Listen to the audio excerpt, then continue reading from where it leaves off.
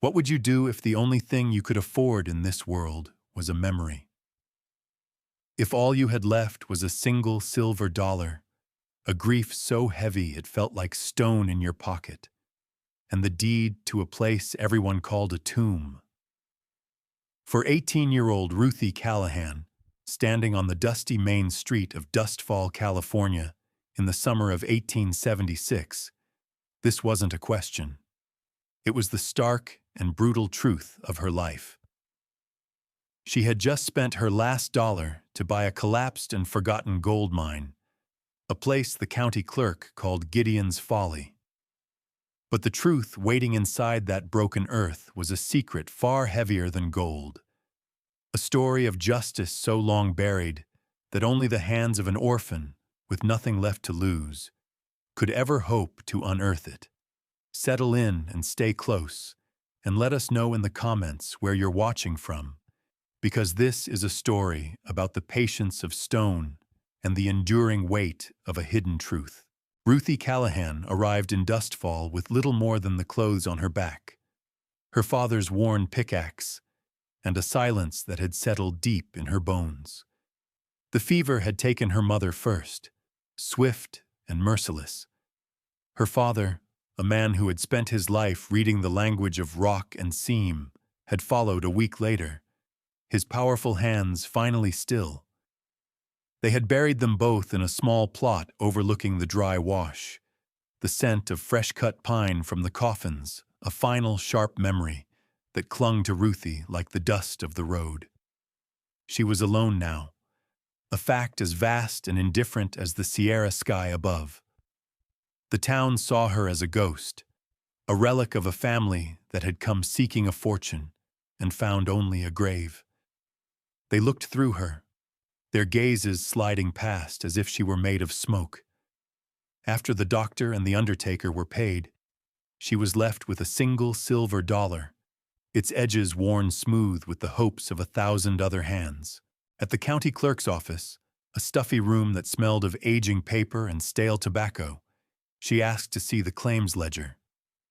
The clerk, a man with a stained vest and a perpetually bored expression, sighed.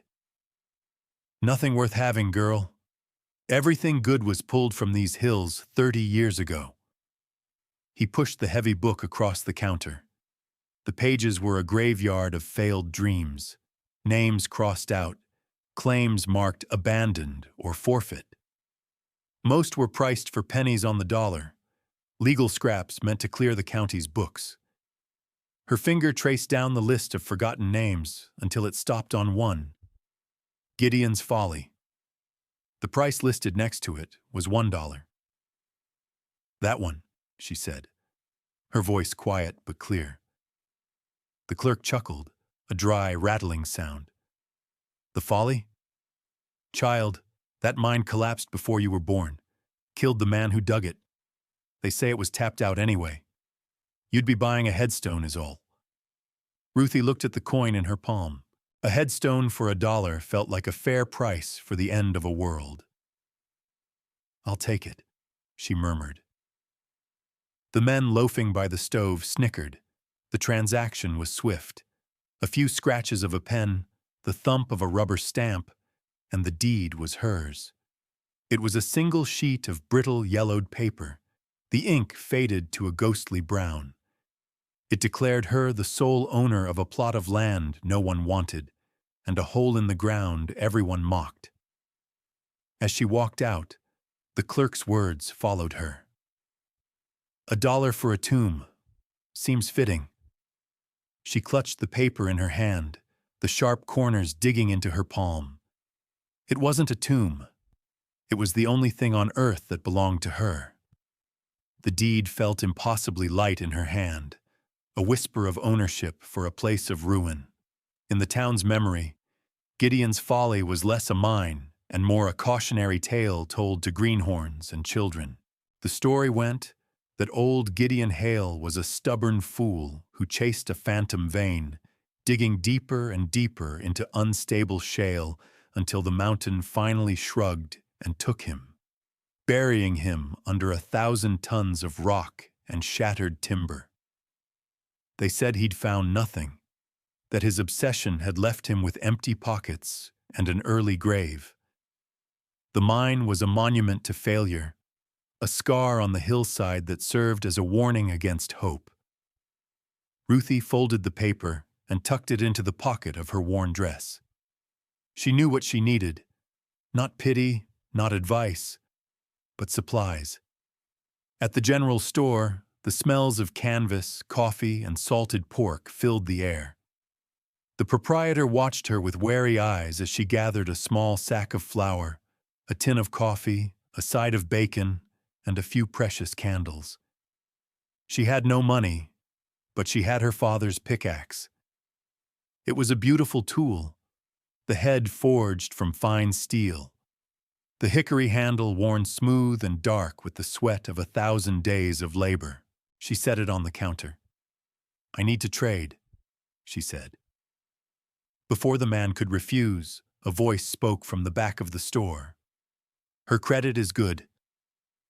It was Silas Croft, a man whose face was a roadmap of creases and kindness. He had been her father's closest friend, a fellow prospector who had seen the good times and the bad. He placed a heavy hand on her shoulder. "A Callahan's word is better than coin in this town, Ruthie. Always has been." He paid for her supplies and walked her outside. He didn't ask what she was doing. He didn't offer condolences that felt like empty echoes. He simply looked at the deed she held. "Gideon's Folly," he read, his voice low. "Your father ever mentioned that mine?" Ruthie shook her head. "He said some ground is just sad. Best to let it be." Silas nodded slowly. "Maybe so. But your father also said that rock holds memory. You'll need more than a pickaxe." He led her to the livery, to a stall in the far back where a gray-muzzled mule stood, patient and still. "This is old Job. He's slow, but he's steady, and he knows the weight of things." He handed her the lead rope. The mule was the first kindness she'd been shown since her parents died, a quiet, breathing warmth in a world that had turned to cold stone. With Job packed with her meager supplies, she was ready. She looked up at the foothills, a rumple of brown and green under the hard blue sky. Somewhere up there was her inheritance, a hole in the ground, a memory, a tomb. Was it foolishness born of grief, a desperate attempt to claim something in a world that had taken everything? Or was it a faith deeper than rock, a stubborn belief that something of value could still be found in a place everyone else had abandoned? What secret did the mountain hold that the whole world had forgotten?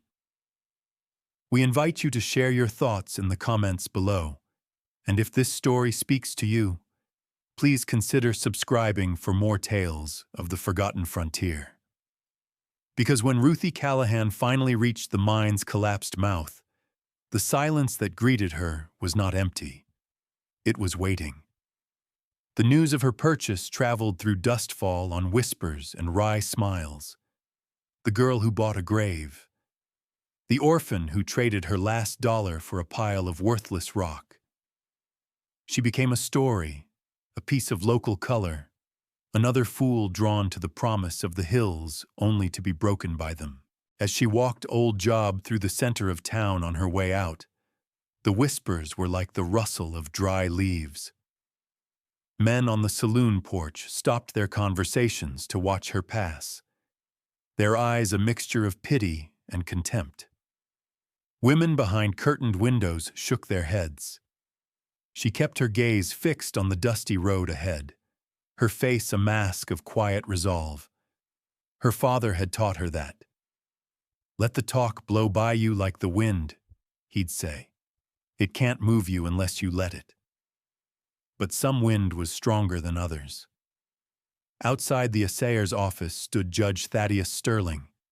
He was the most powerful man in the county, a large, imposing figure whose wealth had come not from digging in the dirt, but from the paper that claimed it.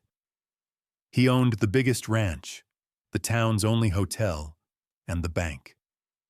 His word was law, and his smile never quite reached his cold, calculating eyes. He stepped into her path, forcing her to stop. "Miss Callahan," he said, his voice a low boom that carried across the street. "I hear you've made an investment." He gestured vaguely toward the hills. "Gideon's Folly. A bold choice." His lips twisted into a smirk. "My father used to say that a fool and his money are soon parted. But to part with your last dollar for a collapsed shaft, that's not foolishness. That's poetry." The men with him chuckled. Ruthie said nothing. She met his gaze, her own clear and steady. The silence stretched, and his amusement began to curdle into irritation. He was a man used to deference, to people shrinking under his gaze. Her stillness was an act of defiance he couldn't abide. "It's a tomb, girl," he sneered, his voice losing its false gentility. "A fitting place for a family with no future. Don't come crying to me when the mountain reminds you of that." He turned and walked away, his pronouncement hanging in the air. Ruthie took a breath and clicked her tongue for old job to move on. She left the town and its judgment behind, following a faint track that wound its way up into the chaparral. The air grew thinner, cleaner, scented with pine and dust. As the trail curved around a thicket of manzanita, she saw a woman sitting by a small, clear stream. She was old, her face a beautiful testament to the sun and the years, her dark hair woven with threads of silver. It was Ilara, a Miwok woman whose people had lived in these hills long before the first prospectors had arrived with their picks and their greed. She rarely came to town, and when she did, she moved with a quiet dignity that seemed to make the noisy bustle of dustfall hold its breath. Ilara looked up as Ruthie approached, her dark eyes seeming to see not just a grieving girl, but the entire history that had led her to this path. She didn't speak for a long moment, simply watching. Then, in a voice as soft as moss, she said one thing. "That hill remembers. It holds the debt." Ruthie stopped, the words settling over her with a strange weight. She didn't know what they meant, but they felt like a truth, solid and real in a way the town's mockery was not. She nodded to the old woman, a gesture of respect, and continued on her way, the cryptic sentence echoing in her mind. A debt. What debt could a mountain possibly hold? The journey to the mine was a slow climb into solitude. The trail dwindled from a wagon track to a narrow deer path, the world of dustfall shrinking behind her until it was just a smudge of heat and noise in the valley below. Here, the only sounds were the plodding hoof-falls of old Job, the buzz of insects in the dry grass, and the sigh of the wind through the ponderosa pines. The sun was relentless, beating down on her head and shoulders, but Ruthie barely noticed. She was walking in the footsteps of her father, feeling the familiar rhythm of a long walk toward a place of work. She knew this language of the land, the way a change in the rock signaled water nearby, the way the angle of the sun told the time of day. This was her true inheritance, more real than any deed. After 2 hours of steady climbing, she saw it. The folly was not just a scar on the land, it was a wound. A great landslide of shale and reddish dirt had cascaded down the hillside, burying the entrance under a mountain of debris. A few splintered, silvered timbers jutted out from the rubble like broken bones. The place radiated a profound and desolate stillness. There was no bird song, no sign of life. It felt as if the land itself was holding its breath, grieving the violence that had happened here. The scale of the collapse was far worse than she had imagined. The clerk's words came back to her. A headstone. It was. A massive unmarked grave of rock and dirt. A wave of despair, cold and sharp, washed over her. The town was right. The judge was right. This wasn't a mine. It was an impossibility. What could she, one girl with one pickaxe, do against this? She slid off old Job's back, her legs unsteady. The silence was immense, pressing in on her. It was the silence of finality, of a story that had ended badly 30 years ago. For a long time, she just stood there, staring at the ruin, the weight of her grief and the folly of her hope threatening to crush her. She remembered her father, coming home after a bad day, his face streaked with dirt, his shoulders slumped. He would sit at the table and say nothing, just hold her mother's hand. Then, the next morning, he would pick up his tools and walk back to the hill that had defeated him. "The rock doesn't care if you're tired, Ruthie," he'd told her once. "It only cares if you show up." She took a deep breath, the dry, dusty air filling her lungs. She would show up. She wouldn't tackle the mine today. The sun was already beginning its descent, painting the western sky in hues of orange and violet. Instead, she made a small, cold camp in a relatively flat spot 50 yards from the mine's entrance. She unsaddled old Job, rubbing his tired back and letting him graze on the sparse grass. She built a small fire, more for company than for warmth, and cooked a piece of bacon, eating it with a chunk of dry bread. As darkness fell, the stars emerged, a brilliant, silent host in the blackness. The wind whispered through the pines, a lonely, mournful sound. It sounded like voices, like warnings. She wrapped herself in her thin blanket, her father's pickaxe lying on the ground beside her, its steel catching the faint starlight. She was afraid, but beneath the fear, a stubborn root of determination was taking hold. This place was hers. This silence was hers. This mountain of failure was hers to face. She didn't know what she would find, or if she would find anything at all. But she would look. She would work. She would honor her dollar and the memory of the man who had taught her how to stand before a wall of rock and not turn away. The first day's work was an exercise in futility. Ruthie stood before the wall of scree and rubble, a solid, unyielding curtain of earth, and felt a profound sense of her own smallness. It was like trying to empty an ocean with a tin cup. But her father had taught her that you don't move a mountain. You move one rock, then the next, and the next. She began at the edge of the slide, her shovel biting into the loose dirt.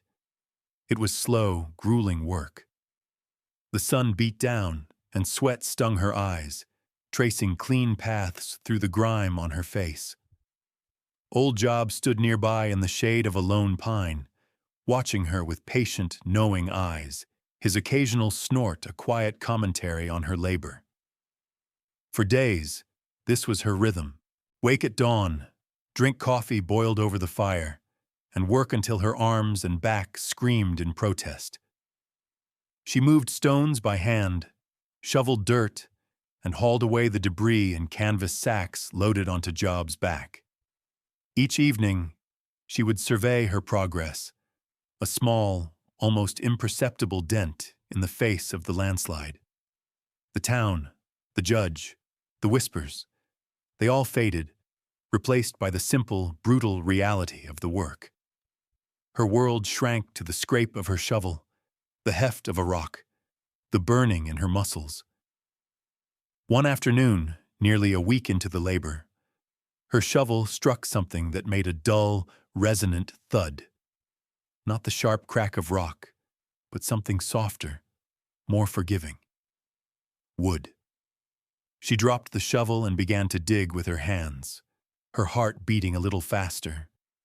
She uncovered a timber, thick and heavy, but as she cleared the dirt from it, she frowned. It wasn't like the other shattered pieces of pine she'd found near the surface.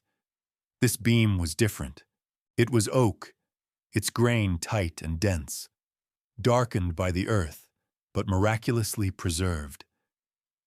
And its placement was wrong.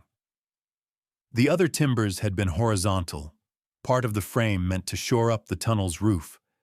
This one was set vertically, driven deep into the ground, and it wasn't splintered from the collapse. Its top was squared off, cut with a precision that seemed out of place in the chaos of the ruin. It wasn't a support beam. It felt like a marker. She ran her calloused fingers over its surface. It was solid, immovable, a quiet anomaly in a landscape of destruction. She didn't understand what it meant, but it was the first thing that didn't fit the story of a simple, catastrophic collapse. It felt intentional. That night, as she sat by her fire, she couldn't stop thinking about it. An oak post, standing like a silent sentinel inside the rubble. Why would a miner waste a piece of valuable hardwood on something that wasn't holding up the roof? Her father had always said, "A mine is a book. You just have to learn how to read the pages." This oak beam was a word she didn't recognize, a piece of grammar that defied the rules she knew. It was a clue, a small, stubborn detail that refused to fit the narrative of Gideon's folly. For the first time since she'd arrived, a flicker of something other than grim determination sparked within her. It was curiosity. The mountain had spoken its first word to her, and she leaned in, ready to listen for the next. The work was no longer just about clearing a path. It was about uncovering a sentence. The oak beam became her focus. Instead of attacking the landslide from the edges, she began to dig around the strange post, following it down. The work became more dangerous. The rubble was unstable and small slides were a constant threat. But the beam was a guide, an anchor in the chaos. A few feet deeper, her shovel struck another. It was a second oak beam, planted parallel to the first, about 4 feet away. Now she knew. This was no accident. This was a structure. A memory of her father surfaced, as clear as the day he'd said it. They had been repairing a section of their own small claim, and he'd held up 2 pieces of wood. "Pine is for holding, Ruthie," he'd explained, tapping the cheap, plentiful timber. "It's honest wood. It groans before it breaks, gives you a warning. But oak—" He ran his hand over the other, heavier piece. "Oak is for hiding. It's stubborn. It holds a line. You use it when you're building something you don't want the mountain to move." Oak is for hiding. The phrase echoed in her mind, changing the nature of her work, from excavation to investigation.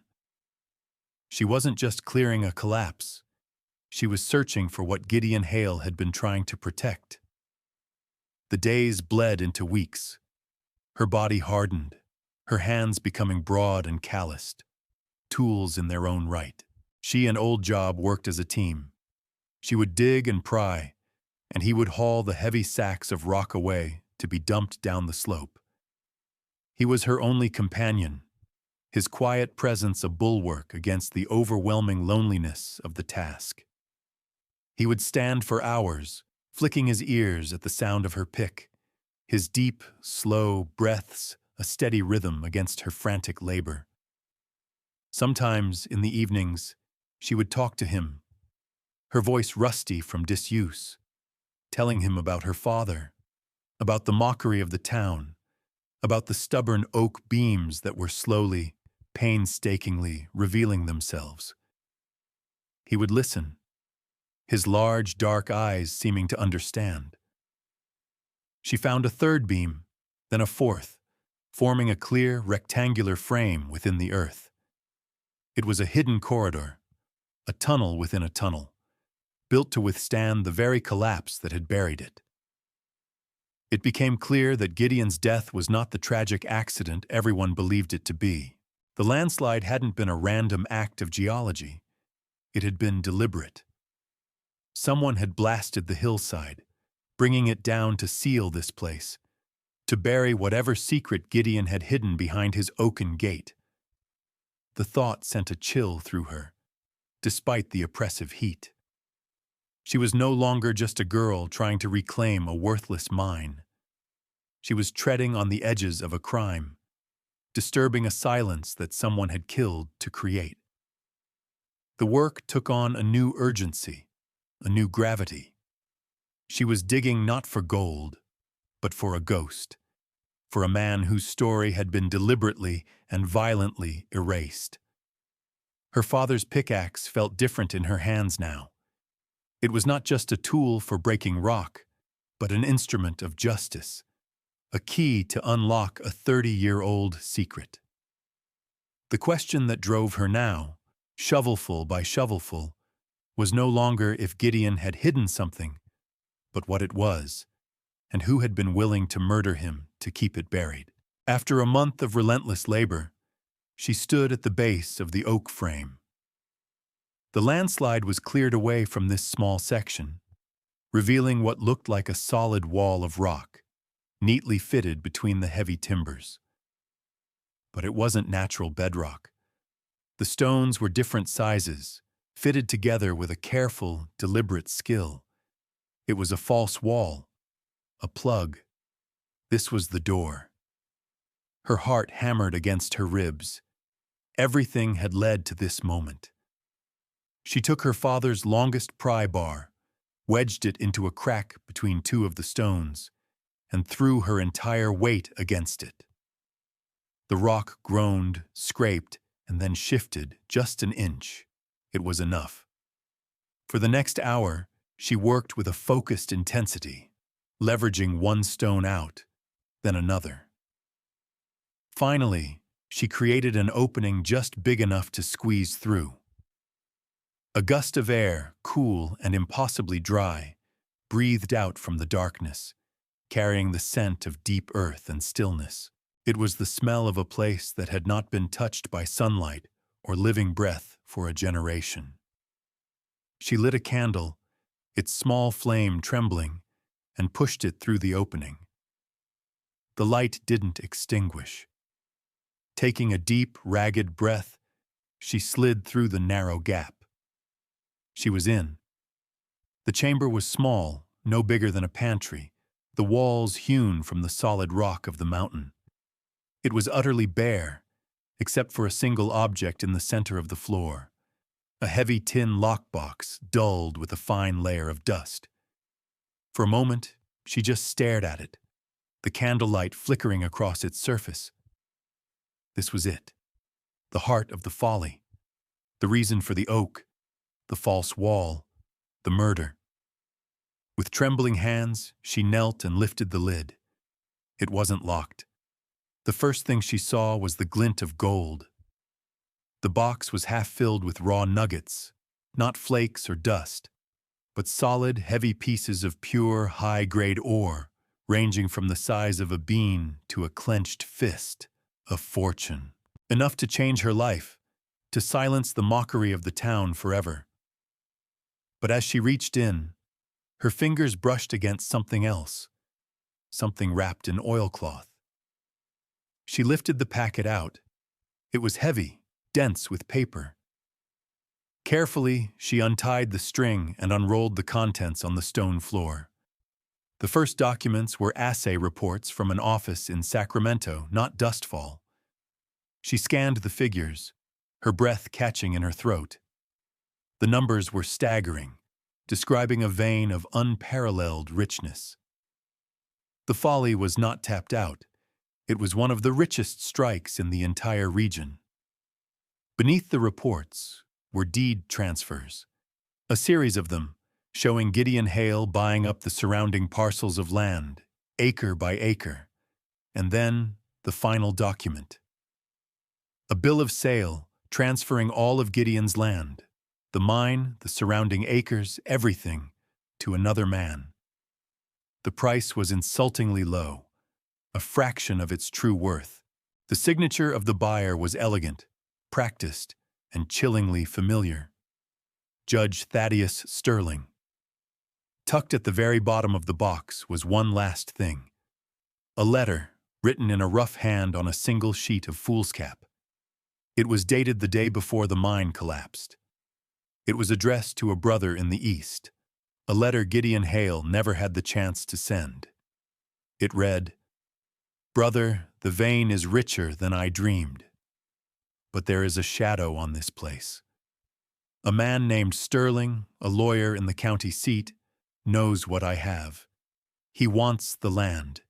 He has threatened me, told me I can either sell to him for pennies or be buried in it. I will not be moved. I have hidden the proof of the mine's worth. If you are reading this, it is because he has made good on his threat. Avenge me. The truth is in the rock." Ruthie sat back on her heels, the candle flame dancing in her wide eyes. The silence of the tomb was finally broken. It was filled with the voice of a murdered man, and it was screaming for justice. As if the mountain itself was reacting to the unearthed truth, the sky outside began to darken. A storm, which had been threatening in the high peaks for days, finally broke. The wind rose to a howl, and the sky opened up. Rain fell not in drops, but in solid gray sheets, turning the dry ground to a slick, running mud. A flash of lightning lit the chamber in a stark blue-white glare, followed by a crack of thunder that seemed to shake the very bones of the mountain. Ruthie scrambled back out of the chamber, shielding the precious papers under her coat. The entrance to her excavation was a waterfall, a torrent of brown water pouring down the hillside, threatening to undo all her work, to rebury the secret she had just uncovered.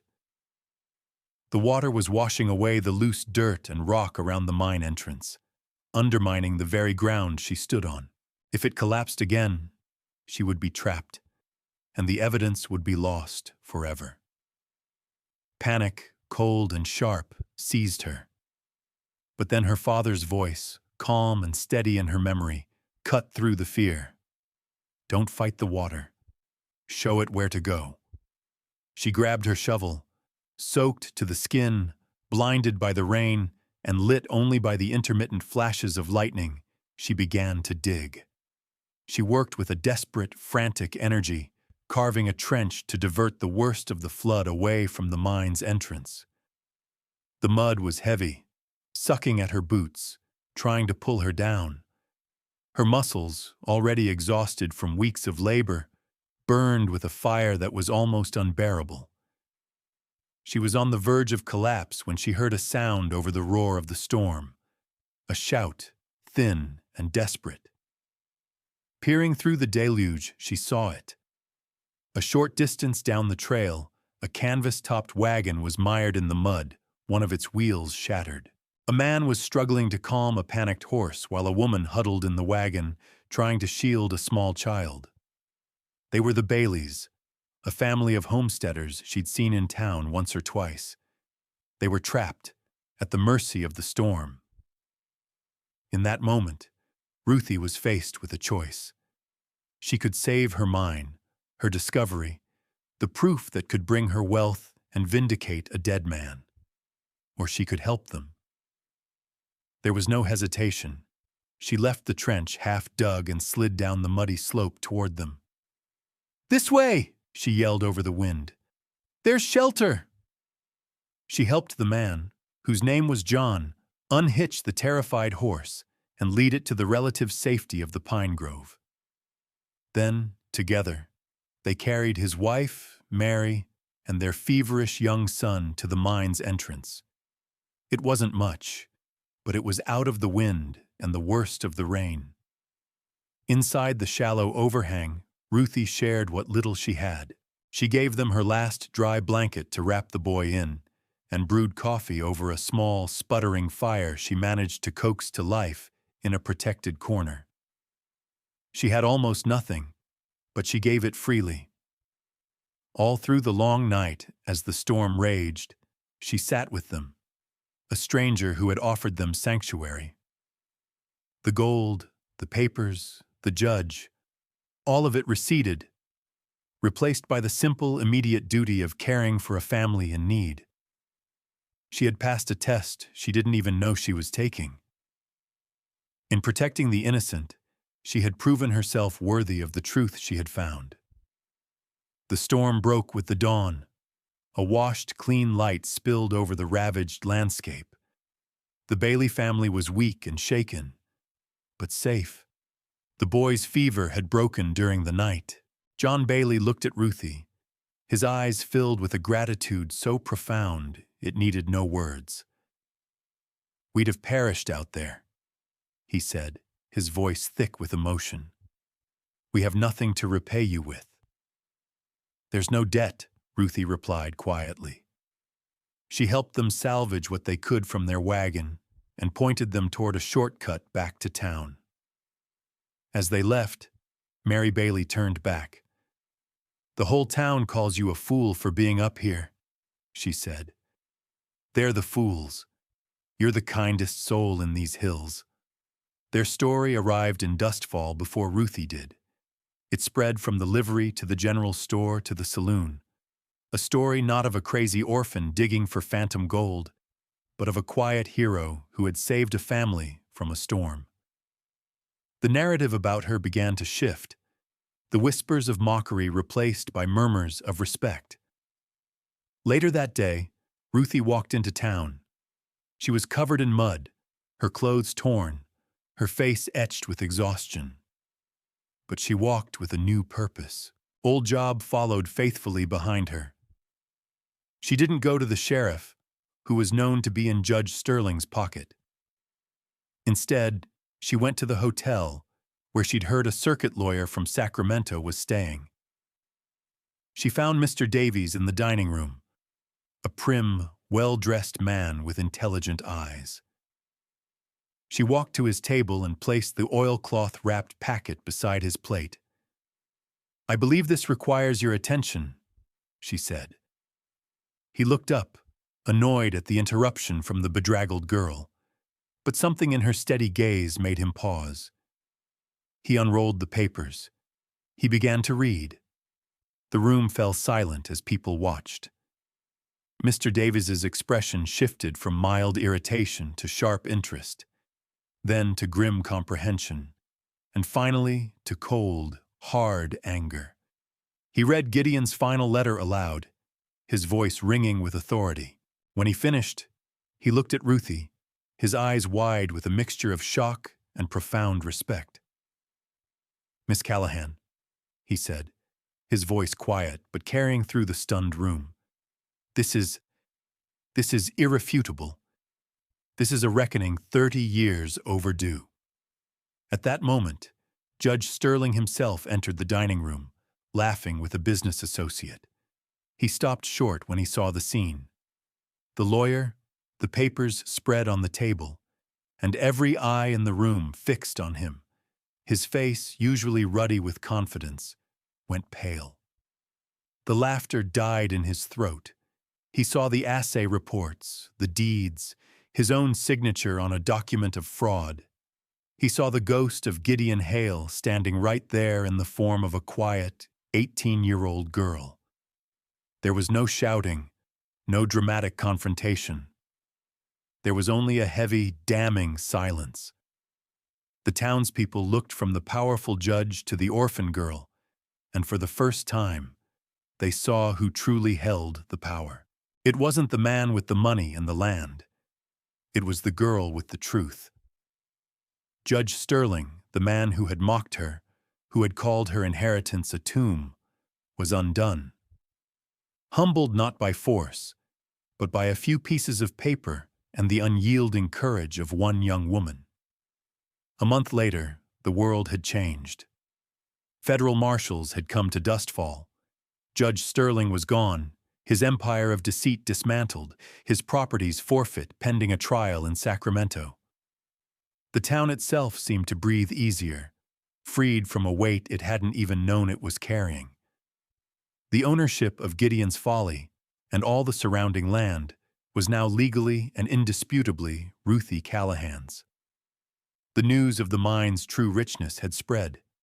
and offers from mining consortiums in San Francisco had come pouring in, offering her sums of money that were difficult to comprehend. But Ruthie turned them all down. The golden hour of a late summer evening found her standing at the entrance to the mine. The scars of the landslide were still there, but now wildflowers were beginning to grow among the rocks. The air was cool and sweet with the scent of pine and evening primrose. Old Job stood beside her, his head lowered, occasionally nudging her hand with his soft nose. She wasn't a frightened orphan anymore, nor was she a wealthy heiress. She felt like something else entirely, a steward, a keeper of a story. She had brought the gold out of the small chamber, but she had left the papers, sealing them back within the tin box and returning them to their hiding place. The mine had given up its truth. Now it could rest. She looked at the dark opening, a place of death and injustice that had become a place of vindication. She thought of Gideon Hale, not as a fool, but as a man of incredible foresight, who had trusted the rock to hold his story until someone worthy came along to read it. He hadn't just been digging for a fortune, he had been building a vault for the truth, banking on the hope that one day it would matter.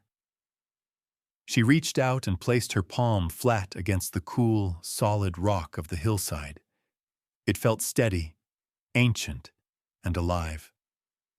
He wasn't digging for a treasure, she said softly to the evening air, to the patient mule, to the ghost of the man who had entrusted his legacy to the earth.